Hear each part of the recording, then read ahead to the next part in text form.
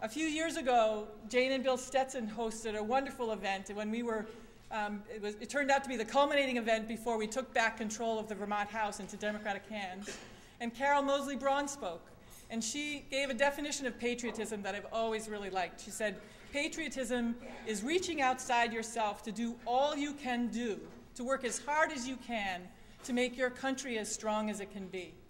And what I like about that definition is it starts with reaching outside yourself. And that's what Vermonters do.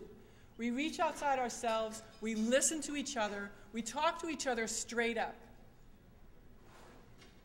And that strength, that identity, is a huge part of who we are. It's as much a part of who we are as the maple syrup and the mountain on our state quarter. And it's what attracts entrepreneurs here, it's what attracts people here to grow their families and their businesses, and to call Vermont home. And that core part of who we are is at risk. Vermonters are facing healthcare costs and fuel costs and food costs and housing costs that are rising much faster than their incomes. And their governor is not dealing with those challenges straight up with them. He's not pulling us together to set out a plan of what we're going to do first and what we're going to do next, and talking straight. Instead of substance, we get slogans. Instead of a plan, we get pothole patches. The gap.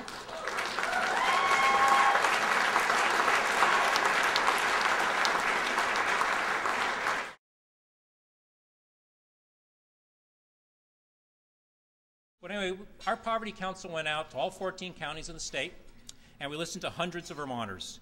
And we heard from people who are largely hidden from view in Vermont, folks who are living outside of the mainstream in Vermont.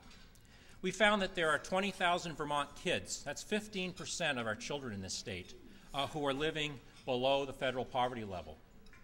Fully 43,000 kids, 1 in 3 children in this state, are living in low-income houses and families. There are more kids showing up in intact families in our homeless shelters and in our food shelves.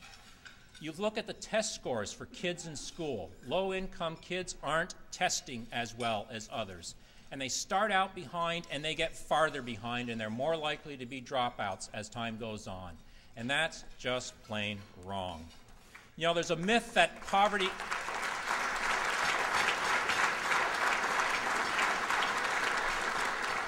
You know, we encountered a myth, the myth that poverty is just a fact of life. You know, what can you do about it? Well, folks, we have done something about it in the past when we care to.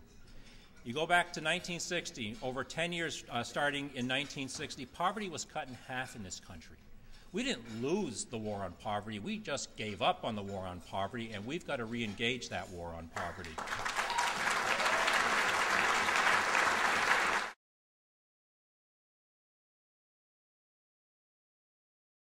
I do what I hope everybody else would want to do, and try and make this a better world.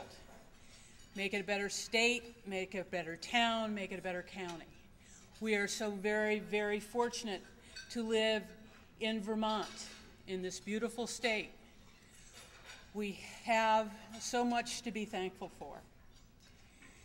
My passion right now, as I am involved in the Democratic Party, is to make sure that we get people elected that represent our beliefs and our hopes and our dreams. I do it for myself, I do it for my family, I do it for my friends, I do it for my clients at Acorn. We go through tough times, we go through good times. And I can honestly say that every bump and every bad time gives us a reason, and it's a learning experience, but it gives us a reason to keep going forward.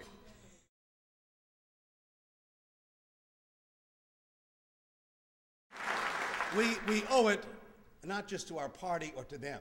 It's not about candidates, it's not about our party, it's about our country. There's a gathering in this very hotel this evening of the VFW. I noticed they're gathering some of the fellows outside coming in.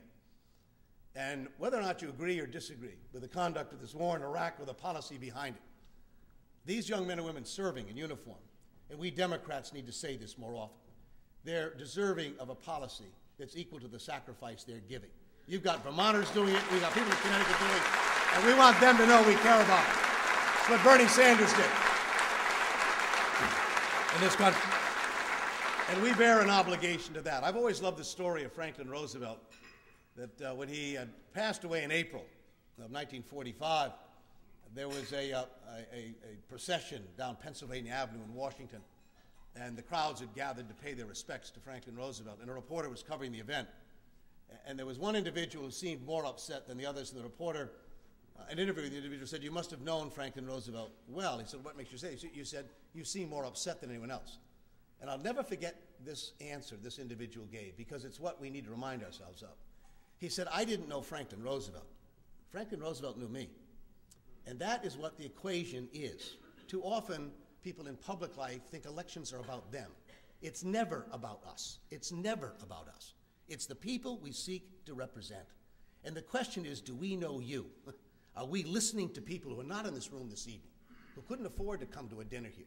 The very people that Doug talked about, who are sitting there struggling, wonder if they're going to be able to keep their homes, whether or not they're going to put food on the table. College education is beyond even consideration for most of these families today, as they watch day after day their economic abilities slip further and further away. And we as a party and as candidates need to understand that our job here isn't about winning a victory for our party or even for our candidates. It's about, on our watch, winning for our country and winning for the world in which we live.